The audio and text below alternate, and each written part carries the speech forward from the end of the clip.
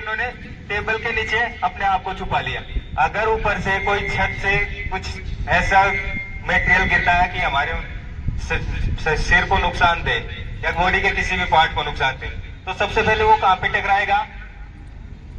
अभी टेबल पे। तो पहले टेबल पे गिरेगा तो उसको कम इंजरी होगी ना। उसके बाद में ये देखो कि इसके पास कुछ नहीं था, ये ऐसे चेयर पे बैठा था तो इसने चेयर ही अपने ऊपर रख ली, तो ऊपर से कुछ गिरता है तो वो चेयर के ऊपर ही आएगा, इसके सिर को और शरीर को चोट नहीं लगेगी। और इसके पास मान लो ये स्कूल बैग था, तो इसने कुछ नहीं मिला तो अपने सर को छुपाने के लिए अपना स्कूल बैग का इस्तेमाल किया, तो इससे कम इंजरी होगी। तो हो सकता है कि इसकी मतलब इंजरी हो लेकिन जान ना जाए, तो अपने आप जान बचाने के लिए इसने ये कार्रवाई की।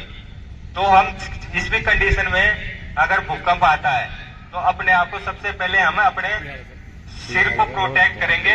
और भूकंप कुछ क्षण के लिए आता है, उसके 1 मिनट 1.5 मिनट, उसके बाद में भूकंप चला जाता है।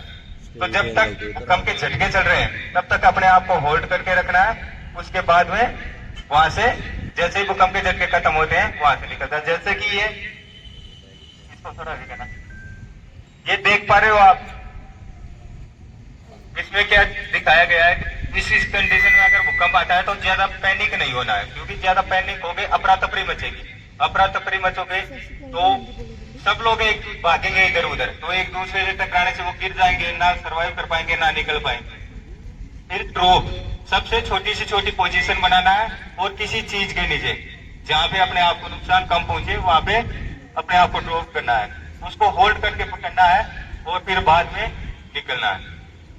फिर निकलने के बाद में कोई भी जो हमारा असेंबली एरिया होता है, मतलब जहां पे सुरक्षित जगह पहले से मुकर्रर की जाती है, मान लो कि ये बिल्डिंग है 4-5 मंजिल बिल्डिंग है, वो तो हमारा असेंबली हो गया, एरिया हो गया ये ग्राउंड। तो हमेशा ध्यान रखना कि कई बार क्या करते हैं वहां से तो निकल जाते हैं, निकलने के बाद में हम बिल्डिंग के बाहर आके खड़े हो जाते हैं, देखते हैं कि अभी भूकंप चला जाएगा, तो अनस्टेबल बिल्डिंग हो जाती है, तो वो ध्वंस करती है, तो अपनी मार दूर तक करती है। मतलब अगर इसकी 40 फीट ऊंचाई है तो वो 60 फीट तक, उससे 1.5 गुना ज्यादा तक अपनी मार करती है। तो कभी भी ध्यान रखना कि ऐसी बिल्डिंग से कम 1.5 गुना दूरी के ऊपर खड़ा होना है, जो हमारा असेंबली एरिया होता है। वहां पे जाके अपने आप मतलब हर एक क्लासेस की काउंटिंग करनी है कि हमारे सारे बच्चे निकल गए या नहीं। ये टीचर का दायित्व होता है कि वो सारे क्लास की काउंटिंग करे और वहां पे देखे कि हमारे सारे बच्चे बाहर आ गए या नहीं आ गए। मान लीजिए कि इसमें अगर कोई